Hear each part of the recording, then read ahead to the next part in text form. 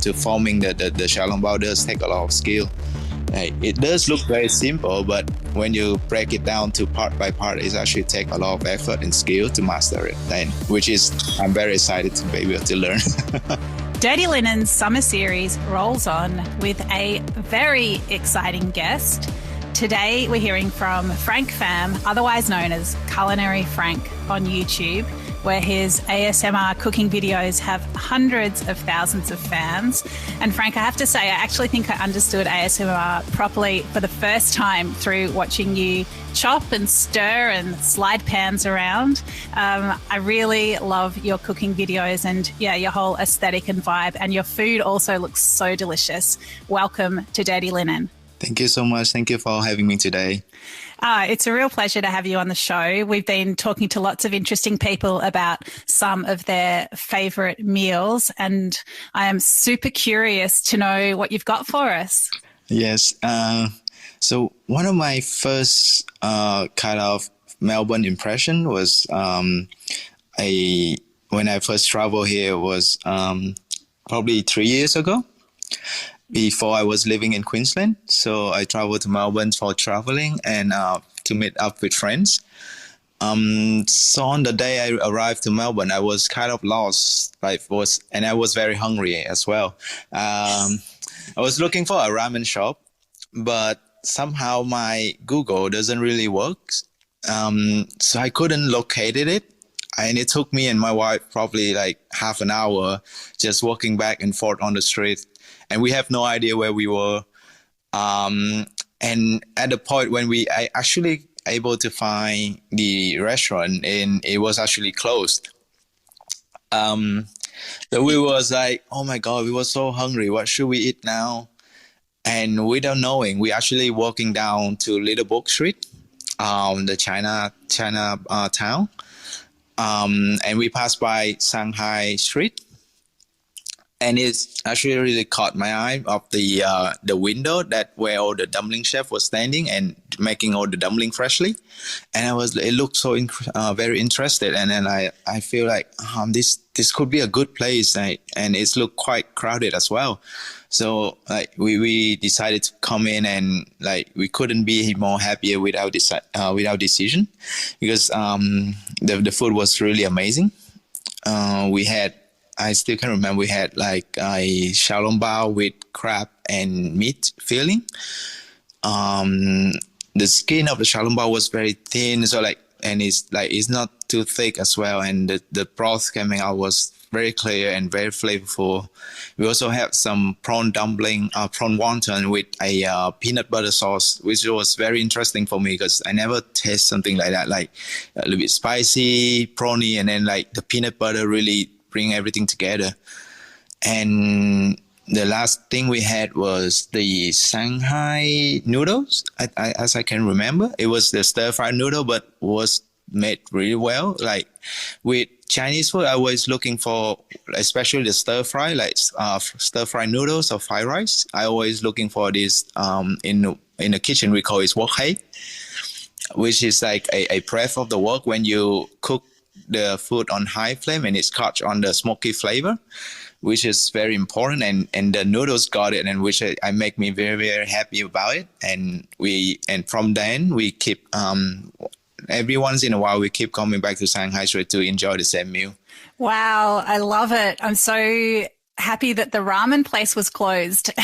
And you got to have that great experience. It is really an iconic Melbourne restaurant, and there's a few branches around the place. But I think that Little Bourke Street one, the Chinatown one, is pretty iconic. There's usually a queue outside. And as you say, you can look through the window and see those incredibly skilled chefs forming the dumplings. And all those dishes I've also had there and also really love. And I think those dumplings with the peanut butter and the chili oil, that is such an incredible combination, especially when you try it for the first time. It's just, the sweetness of the prawns and that sort of richness of the peanut paste, but then it's that sort of, I guess, complementary richness and heat of the chili it's so enticing. Yes, I really love that dish. It's the first time it changed my mind a lot. Yeah. And have you ever tried to make xiaolong bao with the, forming them with the fatty filling, and then some of it goes to soup when they're cooked? Yes, I did, but that was back when I was still studying in culinary school. And because after graduate, my major was I was more into Western cuisine. But recently, I'm going back to Asian, so I'm working with Spy Temple now. So I will slowly get to learn all the dumpling back. So which is really get me exciting right now. Oh, that's incredible that you're working at Spice Temple. I wonder, it'll be so interesting to see, well, if there are some of those regional Chinese influences come into your videos as well. Yes, I really hope so. I'm learning a lot from them right now, and every day going to work a really exciting day.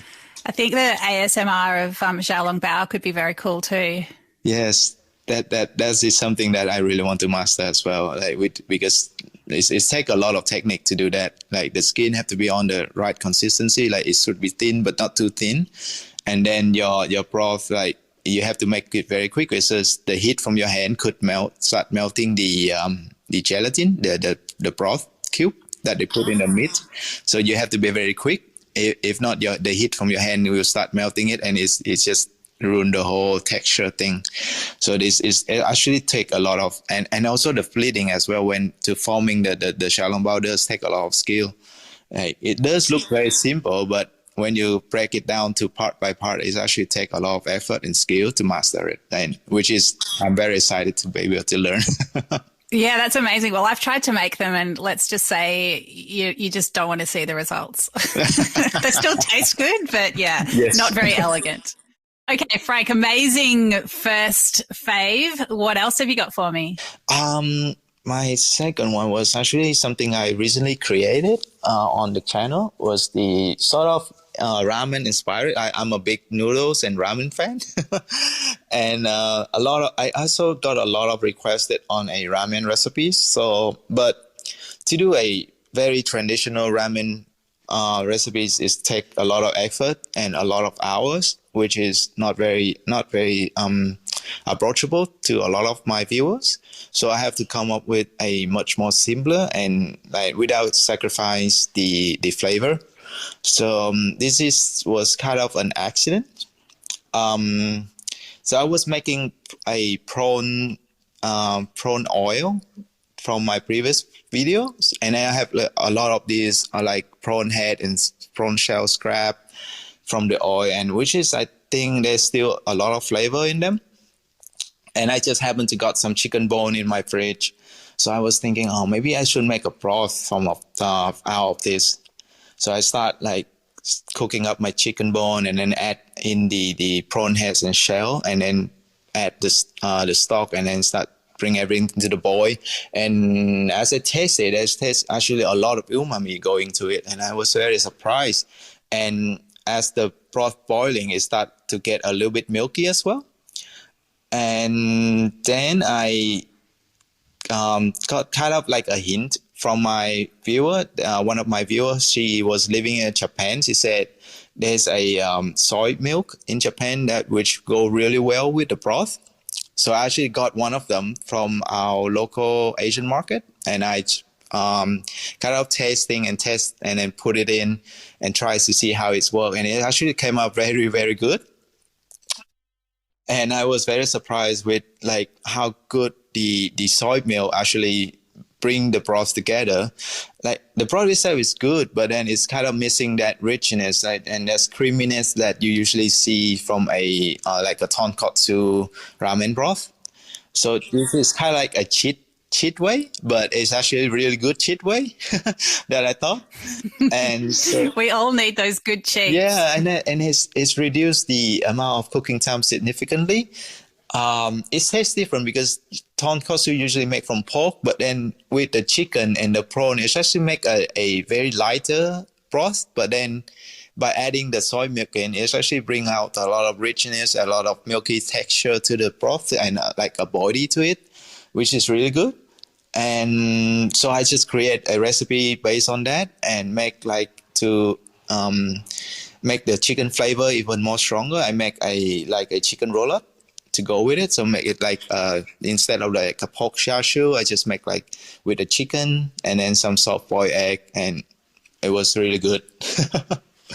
Oh my goodness, it sounds so good because yeah, as much as you think, yeah, I'm going to make ramen at home, it's like boiling pork bones for a day or two is just like not very realistic. It makes me think of the way that, some Italians add a little bit of milk to the bolognese. And again, it's a little, yeah, it's like a nonna hack, and it also brings out that richness and sort of somehow melds the flavors. There must be something about the proteins that kind of, I don't know, have a little love affair as they cook and create a bit of extra richness. That's really interesting. I never actually add milk to bolognese, but I'll probably try it now. Yeah, well, one of my Italian friends, that's what her mum always did, and yeah, she passed that one on to me, and I've seen various recipes, and sometimes people are like, "Yep, you add a bit of milk," and other people are like, "You never add milk. What are you talking about?" But that's why we love cooking, right? It's like yes, it's just a thin boundary. Like it's up to you. That's what I love about cooking too. It's the creativity and like pushing the boundary and explore more. And you never know. It's things always work together.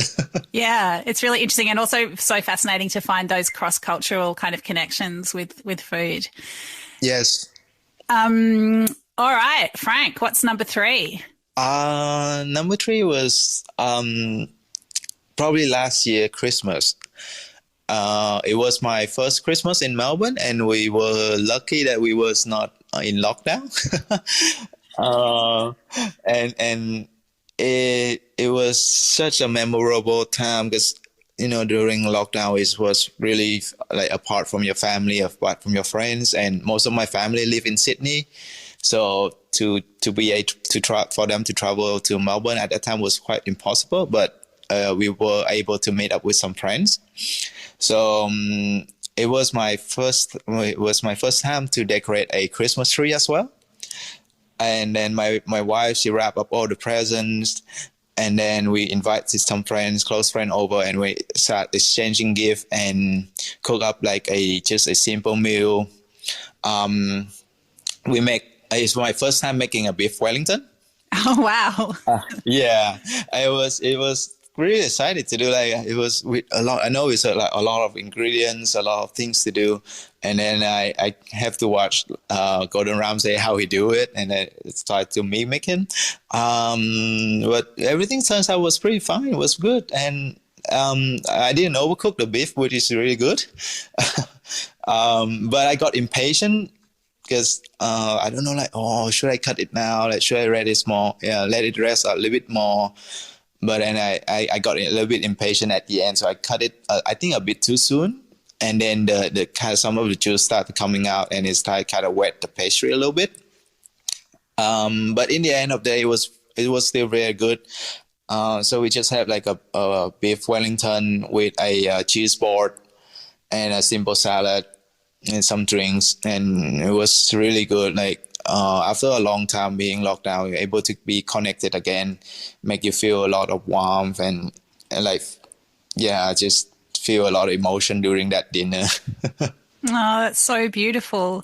I mean, people say that when you're having people over, you shouldn't make something for the first time, especially something that takes a bit of construction, like a beef Wellington, where you've got the beef fillet in the middle, and then you've got the mushroom duxelle around, and then pastry around as well. But I reckon I'm like you, like I will try something new and a little bit daring when people are coming over, because when else are you going to put the time in and I guess feel that inspiration. And like maybe you think, okay, maybe I should have rested a bit longer or whatever it is. But I think people really appreciate it, and it's fun and it's exciting, and it becomes part of the occasion. Yeah, I think it was really fun, and definitely I think like kid would love it because they got to work with a pastry a little bit. But yeah, I think it's like we shared a moment. We both learned from there, and then it's like I think it's kind of built up a even more stronger connection with our friends, and it's just very enjoyable time. Even like something went wrong, but it's something for we to learn, like to get experience from, like you said, was really good. I love it. So beautiful. Frank, I really want to have you back on the show and talk more about all the other things that you do, and also, just check in with you about Spice Temple and how that's all going. But for now, it's just been so wonderful to have you talking about some of your favorite meals. It's been really special. I feel like I've been with you at 3 different dinners. So thanks for having me along for the ride. Thank you. Thank you so much for having me today. This is Dirty Linen, and I'm Dani Valent. We air the issues that the hospitality industry finds hard to talk about, hearing from different people with unique perspectives. We want to hear from you as well. If you have something that needs to be said about a topic, get in touch so we can include your perspective. Contact us at dirtylinenat deepintheweeds.com.au or hit us up on Insta at Dirty Linen Podcast. We can't wait to hear from you. This